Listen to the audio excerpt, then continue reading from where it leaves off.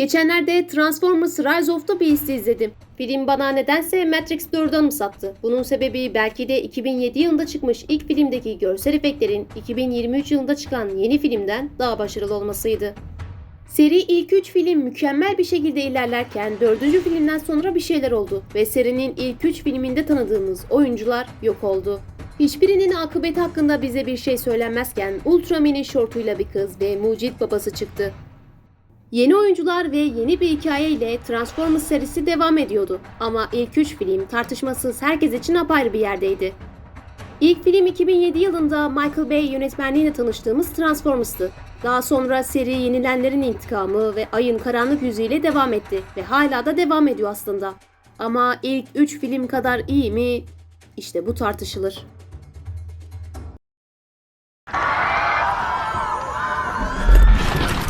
İğrenç.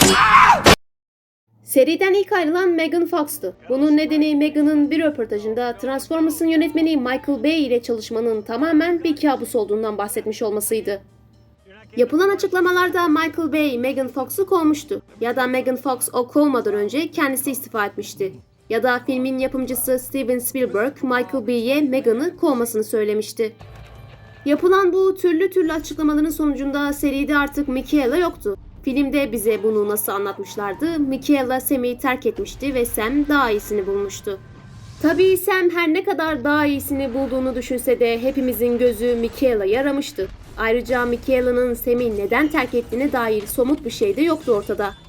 Sam yeni sevgilisi Carly için beni olduğum gibi kabul eden birini buldum diyordu. Oysaki iki koca film boyunca Decepticonlarla yüzleşen ve savaşında Sam'i bir kez olsun yalnız bırakmayan Michaela'ydı. Savaşın ortasında kameralara poz veren Carly değil. Ve Michaela ikinci filmde Sam'i hiç de terk edecek biri gibi durmuyordu. Ayrıca ayrıldılarsa Michaela'nın köpeğinin Sam'in yanında ne işi vardı? Ayrıca bu köpek gerçekte Michael Bay'nin köpeğiymiş. Megan'ın Transformers'taki ayrılışını özetlersek bu seriden bir şey kaybettirmemişti. Ama Carly'nin gelişiyle de Michaela'nın yeri asla doldurulamamıştı. İğrenç. Şimdi hayranlar tarafından şöyle bir tespit yapılmış. Sam başkandan ödül aldığı sırada Carly ile Beyaz Saray'da tanışıyor. Yani Sam o zamanlardaki bu ikinci filmden çok kısa bir süre sonrasını anlatıyor. Hala Michaela ile birlikteydi. Ve Michaela'yı Carly ile aldattı. Michaela'yı. İkinci seçenek ise 3. filmin senaryosu aslında Michaela için yazılmıştı. Ama Megan'ın kovulması ya da kendi isteğiyle ayrılması sonucunda bu senaryo değiştirilmedi. Sadece yeni bir karaktere verildi. Bu Sam'in Michaela'yı aldatmış olmasından daha olası gibi. Çünkü öylece biten 3. filmin sonunda Sam'in yeni sevgilisi Carly'nin elini kolunu sallayarak gidip Megatron'u gaza getirmesini izlemiştik. Ve 3. bir seçenek Carly olmasa da film güzel olabilirmiş. Sam'in annesinin de dediği gibi dünyalar güzeli bir afetin seriden ayrılışına henüz daha alışamazken 4. bölümde bizi bambaşka şeyler bekliyordu. Mesela yeni filmde bu kez seriden hiç kimse yoktu. Ne Sam, ne Albay Lennox, ne Çavuş Epps ve ne de Sektör 7. Hiçbiri yoktu. 4. filmde Chicago Savaşı'ndan sonra insanlar Autobotları Decepticon hedefine dönüştürmüş ve kendi kuyularını kazarak Megatron'un ruhunu kullanıp insanlığın sonunu getirecek bir robot yapmışlardı. Peki ya Sam? 4. filmde onun hakkında hiçbir şey yoktu. Tabii dublajlı izlediğimizde, gerçi orijinal dilinde izlediğimiz zaman da bu pek anlaşılır değil ama Optimus Yeager'ın tamirhanesinde dönüştüğünde Sam kaç diye bağırıyordu.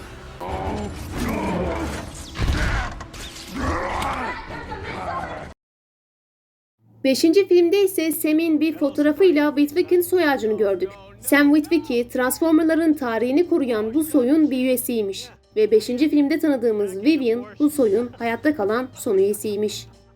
Yani 3 film boyunca ana kahramanımız olan Sam Witwicky'nin 5. filmde tanıtılan Edmund Burton karakteri tarafından bize ölmüş olduğu anlatılıyordu.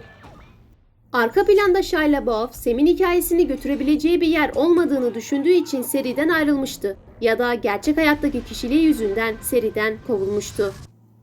Sam'in seriden bu şekilde ayrılmış olması herkes için bir hayal kırıklığıydı. Michaela'nın seriden ayrılması üzücüydü ama Sam'in gidişi seriyi bir kaosa sürüklemiş gibiydi.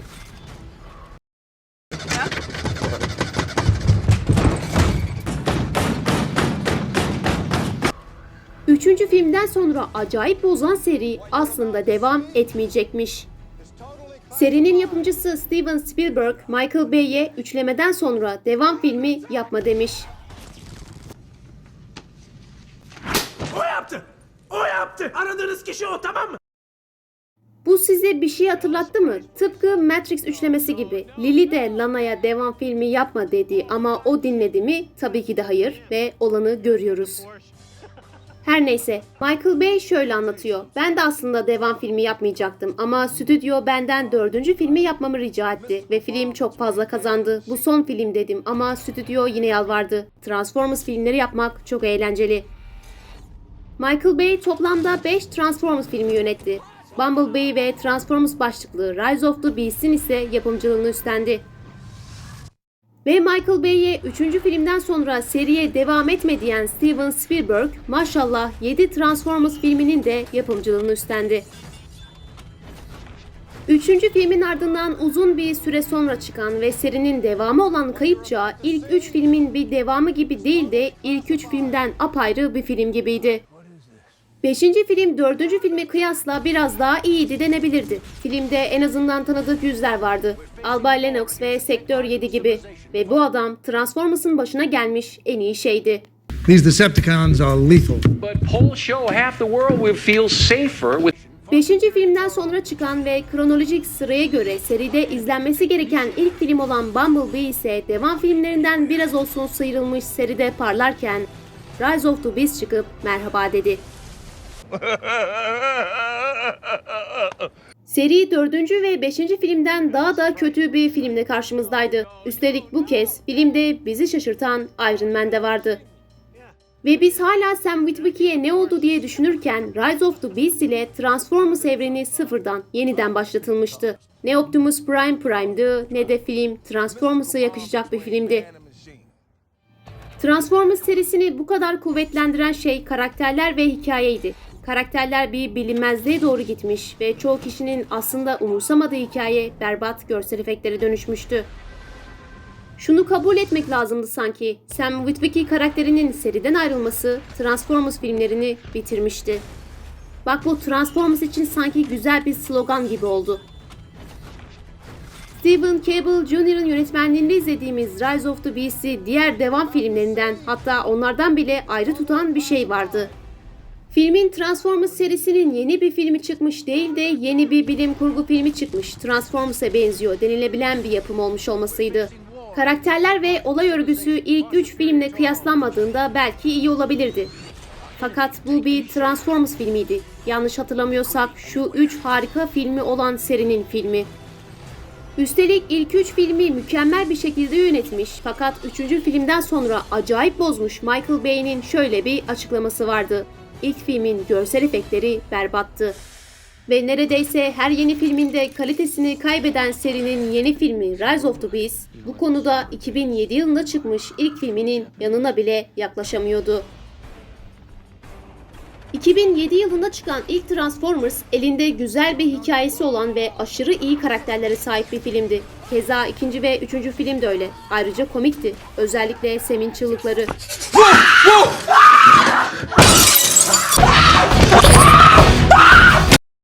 Transformers'ın 2007 yılında seriye bu kadar kaliteli başlayıp 2023 yılında Rise of the Beast ile devam edişi şaka gibi bir şeydi.